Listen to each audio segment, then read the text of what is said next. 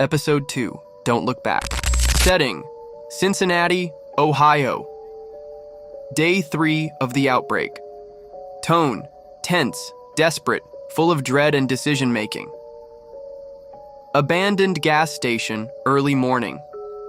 A battery-powered radio sputters. News anchors barely hold composure. Anchor. Cincinnati has been declared a no-go zone. Repeat, all bridges are closed. National Guard pullback in effect. Gina jolts awake from a nightmare bathed in sweat.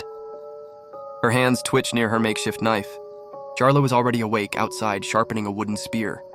Mason grumbles from a corner, curled under a filthy tarp. Empty whiskey bottle beside him. Gina, softly, "We should have kept moving." Jarlo, without turning, "We needed sleep, or we'd be walking corpses either way."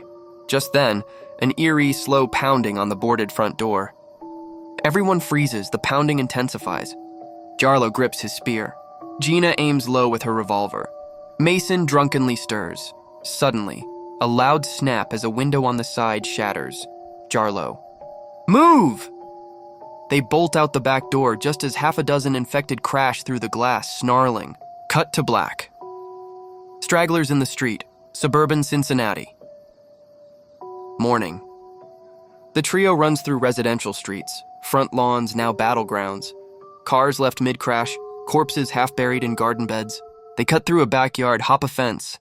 Gina almost slips. Jarlo catches her wrist, pulling her up. Gina.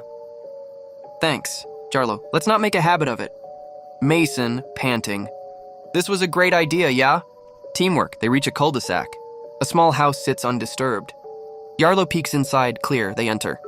Wind the house into safe house. Midday inside, time slows. The house is quiet, unnervingly so, dust in the air. Family photos still on the walls. Half-eaten cereal bowls on the table, they barricade the front. Mason, "We gonna pretend this ain't someone else's tomb?" Gina, "Keep your voice down." Jarlo finds a map. National Guard zones marked in red. Bridge closures, downtown blacked out entirely. Gina, "If we head north, we could reach the river trail." Cut through the woods. Mason, "That's 3 days of walking with no cover and no supplies." Jarlo, "I'm not sticking around for FEMA to drop the ball." Suddenly, from upstairs, a small thump. Everyone freezes again. Gina gestures, "Stay put." She moves upstairs quietly.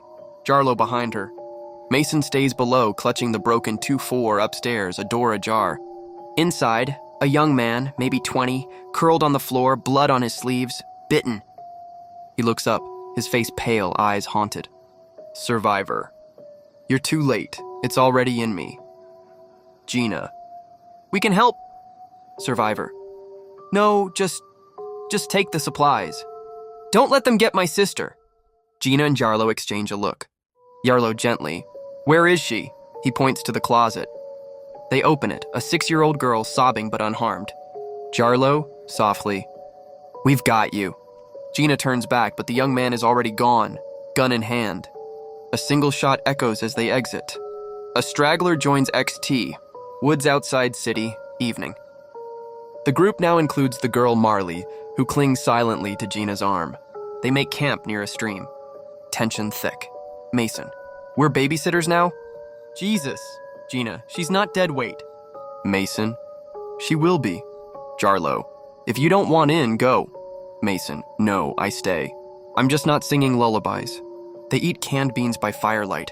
Suddenly, leaves rustle. Someone approaches with their hands up. L.A. Sosa, Ohio, Cleveland.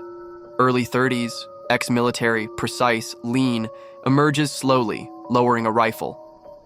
Ohio, "I'm not infected. I've been tracking you." "Saw what you did for the girl." The group tenses. Gina, "Tracking us?" Ohio, "You left a trail a blind man could follow." Mason, to Jarlo, "Don't trust this dude." Ohio, "I was stationed at the Fort Hamilton evac point. It's gone, overrun, but I've got gear training. You'll need both." Jarlo, "Then welcome to the Stragglers." Ohio nods but doesn't smile. Ohio, "First thing, ditch the fire. It draws them, they stamp it out. Darkness swallows them. Night Watch Forest. Late-night Ohio stands guard with binoculars. He watches the horizon, smoke columns rising near downtown, silent, calculating. Below, Gina hums softly to Marley, holding her close. Jarlo sits beside Mason. Mason, quietly. You really think we'll make it? Jarlo, no. But we have to try anyway. Suddenly, radio static in Ohio's ear. Dispatch faint. Anyone receiving this, head to the Eden Ridge facility. Coordinates inbound. Ohio's expression hardens. He doesn't tell the others yet. Smash to black end of episode 2.